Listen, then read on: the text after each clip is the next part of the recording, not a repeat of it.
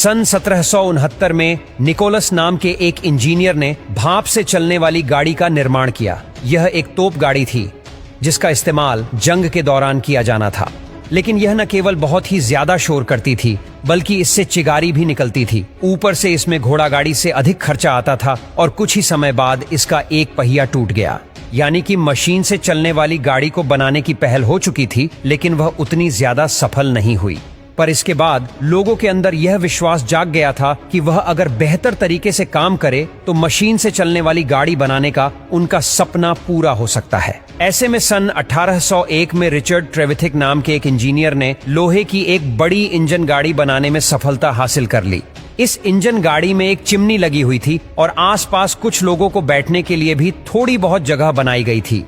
Richard की इस engine गाड़ी को सड़क पर चलाने के अलावा पटरियों पर भी चलाया गया, पर कुछ दिनों बाद इनकी गाड़ी में आग लग गई। हालांकि वैज्ञानिकों ने इसका एक ढांचा बनाकर तैयार कर लिया था जो कुछ इस प्रकार था। इस गाड़ी से तेज आवाज निकल रही थी। इसी वजह से इस गाड़ी का नाम पफिंग डेविल रखा गया। पफिंग डेविल का मतलब होता है छुक छुक करने वाला शैतान। जब सबसे पहली बार यह ट्रेन पटरी पर दौड़ने लगी तो इससे निकलने वाली चिगारी और आवाज को देखकर आसपास के लोग इसे शैतान समझ रहे थे। उन्हें तो पता ही नहीं था कि इस तरह की भी कोई गाड़ी होती है। उन्हें तो केवल बैलगाड़ी और घोड़ा गाड़ी ही समझ में आती थी। हालांकि पहली इंजन वाली गाड़ी के जलने के बाद रिचर्ड ने हार नहीं मानी और साल 1803 में उन्होंने एक दूसरी भाप इंजन गाड़ी बनाई और उसे कॉर्नवेल से लंदन तक का सफर तय किया। लेकिन इस यात्रा के दौरान इंजन की पूरी तरह से हालत खराब हो गई थी, जिसके बाद रिचर्ड ने सोचा कि इस स्टीम इंजन वाली गाड़ी को सड़कों पर न चलाकर लोहे की पटरियों पर चलाया जाए तो यह ज्यादा लंबे समय तक चल पाएगी।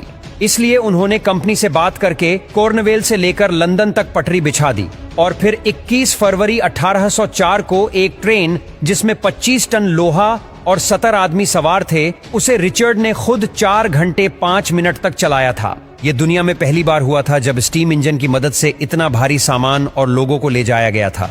हालांकि दोस्तों, यह आविष्कार तो हो गया था, लेकिन इस समय तक रेलगाड़ी को बहुत ही खर्चीला और कम उपयोगी माना जाता था। इसी वजह से किसी भी कंपनी ने इस प्रोजेक्ट पर हाथ लगाना फायदेमंद नहीं समझा। लोगों को लगा कि इसमें सिर्फ नुकसान ही होगा, क्योंकि उस टाइम लुटेरे वगैरह भी बहुत होते थे और रेल की पटरियां भी ठीक तरह से नहीं बिछी थीं। इन सारी चीजों को अकेले मैनेज करना रिचर्ड के लिए बिल्कुल भी आसान नहीं था। लेकिन इस फील्ड में मैथ्यू मरी, जो एक बहुत ही बेहतरीन इंजीनियर और बिजनेसमैन थे, और यह हमेशा से ही एक ऐसी गाड़ी बनाना चाहते थे जो घोड़ों पर निर्भर न होकर भाप के इंजन से चले। इसलिए इन्होंने साल 1812 में रिचर्ड ट्रेवल द्वारा बनाई गई स्टीम इंजन में कई सारे बदलाव किए। सबसे पहले तो उस स्टीम इंजन को नए तरीके से मॉडिफाई किया गया, क्योंकि तब तक तकनीक पहले से बेहतर हो गई थी। और फिर साल 1812 में पहली बार इसे व्यापारिक रूप से चलाने के लिए पटरियों पर दौड़ाया गया। फिर आते हैं चोड स्टीफेंसन। इन्हें कोयले के इंजन के इस्तेमाल और ट्रेन को दुनिया के अलग अलग हिस्सों तक पहुंचाने के लिए जाना जाता है। इन्होंने अपने बेटे के नाम पर अपनी कंपनी शुरू करी थी, जिसका नाम था the Robert Stephenson and company.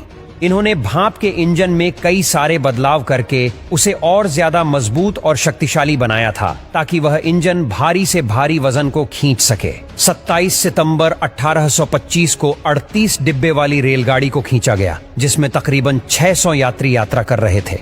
इस पहली बड़ी सी रेलगाड़ी ने डार्लिंगटन से स्टोकटन तक का 35 मील का सफर तय किया था और ट्रेन में यह सफर 14 मील प्रति घंटे की रफ्तार से तय किया था।